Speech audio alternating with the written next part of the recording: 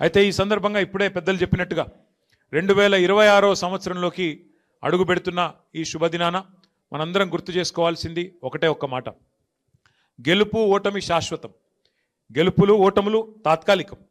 అప్పుడప్పుడు ఎదురు దెబ్బలు తాకుతూ ఉంటాయి. కానీ ఒకటి మాత్రం పక్కా, ప్రజల గుండెల్లో, తెలంగాణ ప్రజల గుండెల్లో కేసీఆర్ గారిది గులాబీ జెండా స్థానం మాత్రం శాశ్వతం అనే మాట నేను మీకు గుర్తు చేస్తా ఉన్నా. గెలుపు ఓటములతో నిమిత్తం లేకుండా, గెలుపుతో ఓటమితో సంబంధం లేకుండా మన ప్రయాణం ఇట్లే కొనసాగాలి. కేసీఆర్ గారు ఎప్పుడు మనకు చెప్తా ఉంటారు, ఇతర పార్టీలకి తెలంగాణ రాజకీయం అంటే ఒక గేమ్, కానీ మనకు తెలంగాణ సాధించిన పార్టీకి రాజకీయం అంటే ప్రజల సంక్షేమము, రాజకీయం అంటే ఒక టాస్క్, ఒక ధర్మంగా, ఒక విద్యుక్త ధర్మంగా మనం భావించి ముందుకు పోతా ఉన్నాం.